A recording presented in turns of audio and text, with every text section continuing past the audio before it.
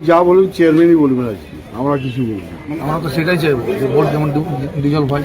আমি তার রাতারাত আলাদিনের আশ্চর্য প্রদীপের মতন শহরটাকে করে দিতে পারবো না।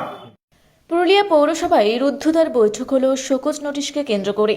বৈঠক শেষে মুখ খুলতে নারাজ কাউন্সিলরগণ। চেয়ারম্যানের ঘাড়ে দোষ চাপাচ্ছেন বিরোধী কাউন্সিলর। যদিও চেয়ারম্যানের জবাব, কারো কোনো দোষ নেই, পুরুলিয়া শহরের উন্নয়নের জন্য যথেষ্ট কাজ করা হয়েছে। বেশ কিছুদিন আগেই পুরুলিয়া পৌরসভাকে শোকজ করা হয়েছিল পুর নগর উন্নয়ন দপ্তরের পক্ষ থেকে। তারপর থেকেই রাজনৈতিক চর্চা শুরু হয়েছিল পুরুলিয়া জেলা জুড়ে। প্রশ্ন উঠছিল, তাহলে কি পৌরপ্রধান নবেন্দু মাহালিকে সরিয়ে অন্য কাউকে পৌরপ্রধান করা হবে, নাকি প্রশাসন বসানো হবে? এই জল্পনা এখনো চলছে। কাউন্সিলরদের নিয়ে মিটিং ডেকেছিলেন পৌরপ্রধান, কিন্তু অনেক কাউন্সিলর এসেই মিটিংয়ে উপস্থিত হননি। তবে 7 দিনের মধ্যে শোকজ নোটিশের জবাব পাঠিয়েছিলেন পৌরপ্রধান, কিন্তু সেই জবাবে সন্তুষ্ট নন ঊর্ধ্বতন কর্তৃপক্ষ। নির্দেশ এসেছে পৌরসভার বোর্ড মিটিং ডেকে সকলের সিদ্ধান্ত নিয়ে শোকজের জবাব পাঠাতে হবে। তাই সোমবার দুপুর 12:30 নাগাদ পুরুলিয়া পৌরসভার গান্ধী হলে রুদ্ধদ্বার বৈঠক শুরু হয়। তবে এই মিটিংয়ে অনুপস্থিত ছিলেন শাসক দলের 3 জন এবং বিরোধী 1 জন কাউন্সিলর। মিটিং শেষে সাংবাদিকদের সামনে মুখ খুলতে নারাজ কোন কাউন্সিলর। 23 নম্বর ওয়ার্ডের কাউন্সিলর প্রদীপ কুমার ডাগা বলেন, যা বলবেন চেয়ারম্যান বলবেন, অর্থাৎ তিনি কিছুই বলতে চাননি এই বিষয়ে। যা বলবেন চেয়ারম্যান বলবেন, আমি কিছু বলতে পারি না। এই বিষয়ে মূলত কি নিয়ে আলোচনা হলো? এইটাই আলোচনা হবে, যা বলবেন চেয়ারম্যানই বলবেন আজকে, আমরা কিছু বলবো না। আপনাদের কোনো আস্থা নেই, আপনাদের কোনো অধিকার নেই? না, বলার অধিকার আছে, কিন্তু আজকের বিষয়ে চেয়ারম্যানই বলবেন।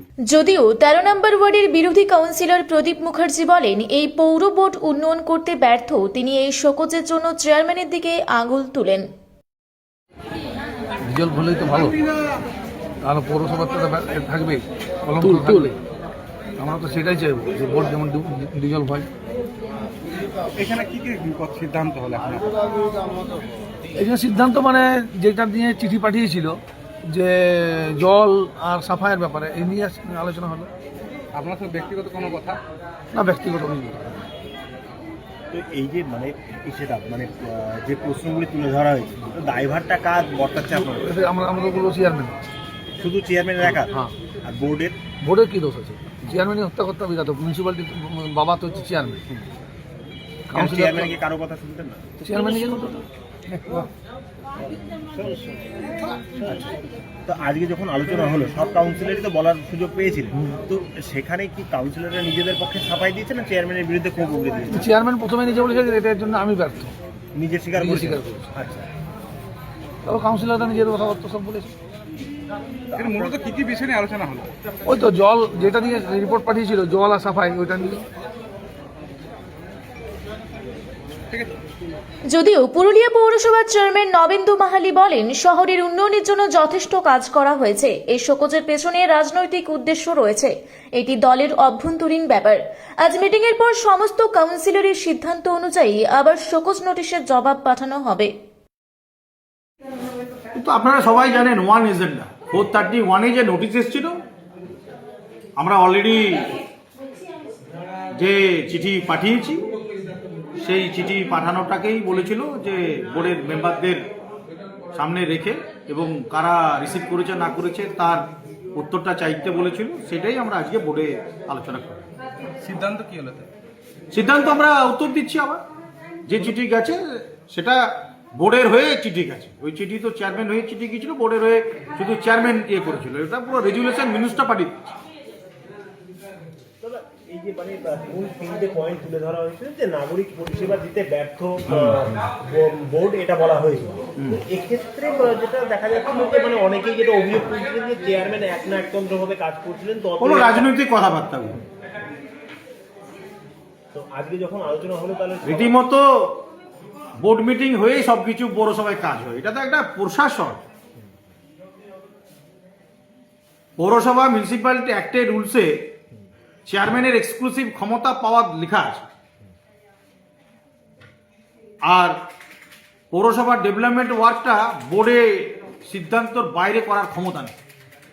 এখানে ফিনান্স অফিসার, ইও, এক্সিকিউটিভ অফিসার, এই জন্যই ডেপুট করা আছে গভর্নমেন্ট থেকে যে বোর্ড ঠিকমতো সমস্ত কিছু ইমপ্লিমেন্ট করছে কিনা। তারপরে তো এসডিও আছেন, অবজারভার আছেন, ডুডা আছেন। তাহলে তো অনেক আগেই ডিসিশন হয়ে যেত এই 431টা, তাহলে এখন হলো কেন?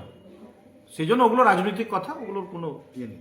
তাহলে কি আপনিও কি স্বীকার করছেন যে মানে এই বোর্ডের না, আমরা স্বীকার করছি না। পয়েন্টে কোনো খামতি নেই আমাদের। আচ্ছা কে বলেছে খামতি আছে? না, যে চিঠিটা পাঠিয়ে চিঠি পেয়ে যা চিঠি পাঠাতে পারে, তার উত্তর দিয়েছি আমরা সেইভাবে। আমরা ইলেক্টেড মেম্বার, জনপ্রতিনিধি, যথেষ্ট চেষ্টা করেছি। আমি তার রাতারাত আলাদিনের আশ্চর্য প্রদীপের মতন শহরটাকে করে দিতে পারবো না, সময় লাগবে। যে সমস্যা ফেস করেছি সেই সমস্যাগুলো আমরা তুলে ধরেছি যে কেন আমরা পারি না। ঘাটতি নিশ্চয়ই আছে, ওয়ার্কাররা কাজ করাতে পারছি না। কেন পাচ্ছি না? ওয়েজ দিতে পারি না সময় মতো, বেতন দিতে পারি না। 1 তারিখে যদি মাসের শেষে বেতন দিই, লেবার অ্যাক্ট রুলস অনুযায়ী যদি বেতনটা আমরা দিতে পারতাম, তাহলে হুইপ করে 6 ঘন্টা কাজ করাতে পারতাম। যদি ডাম্পিং গ্রাউন্ড পুরুলিয়া নিয়ারেস্ট হতো, তাহলে ডবল ট্রিপ করতে পারতাম। হুটমুড়াতে 20 কিলোমিটার দূরে ডাম্পিং গ্রাউন্ড, সারাদিনে একটা গাড়ি সকাল দিকে গেলে 2টো, 2:30, 3টের পরে গাড়ি ঢুকছে, এতগুলো ডাম্পার। তাহলে এত কেন আমরা গার্বেজ নিতে পারছি যদি কিছুই হয়নি? তো বাড়ি বাড়ি এত কালেকশন হচ্ছে আমাদের। আমরা SWM শুধু ল্যান্ডের অভাবে করতে পারিনি। এখন ল্যান্ড পেয়েছি, সেটা এখন প্রজেক্ট স্যাংশন হবে সোনাঝুরির ওখানে, এবার আরো স্মুথলি কাজ করতে পারবো। আর জলের সমস্যা তো আমি অলরেডি বলেছি, মাননীয় মুখ্যমন্ত্রীকে বলেছি যে 21,124টা অমৃত প্রিয়ে কানেকশন দিচ্ছে। এক্সিস্টিং আগের থেকে 5-6 কানেকশন আছে, স্ট্রিট ট্যাপ প্রায় আছে, কিন্তু জলের সোর্স কোথায় পুরুলিয়াতে? সোর্স নিয়ে সরকারের পদক্ষেপ কি সাপোর্ট করেছে আমাদেরকে? জল তো রাতারাত তৈরি হবে না, জল ধরতে হবে। সেই জল ধরার ব্যবস্থাপনা কি আছে? সরকারি মানে যে অভিযোগগুলো তোলা হয়েছিল সেই অভিযোগগুলো ভিত্তিহীন বলছেন? ভিত্তিহীন বলবো না, সমস্যা আছে, পাবলিক সাফারার হয়েছে, কিন্তু আমরা কেন পারিনি সেটাই রিপ্লাই দিয়েছে। আমাকে তো সরকারিভাবে জানাতে হবে, জবাব দিয়েছে। তাহলে এই ব্যর্থতা সরকারের না পৌরসভার, কি বলছেন আপনি? ব্যর্থতা কারণ নেই, ব্যর্থতার কথা এখানে আসছে না। না, জল নিয়ে যেটা বললেন আপনি, জলের সমস্যার কথা, সমস্যা আছে। হ্যাঁ, সহযোগিতা করবো আমরা। যে পেয়েছিলাম ওখানে একটা চেকড্যাম হয়েছিল, সেই চেকড্যাম জলের তোড়ে ভেসে গেছে। তারপরে জল সোর্স নিয়ে সেইভাবে নেই, পুরনো পাম্পিং স্টেশন যা আছে সেই পুরনো ধারাতে চলছে। নতুন করে জল ধরে দুবেলা জল দেওয়া যে ব্যাপার, এই যে সাবজুডিস হয়ে গেছে, এখনো 4টে ওয়ার্ডে কানেকশন দিতে পারছি না, এটা টেকনিক্যাল ব্যাপার।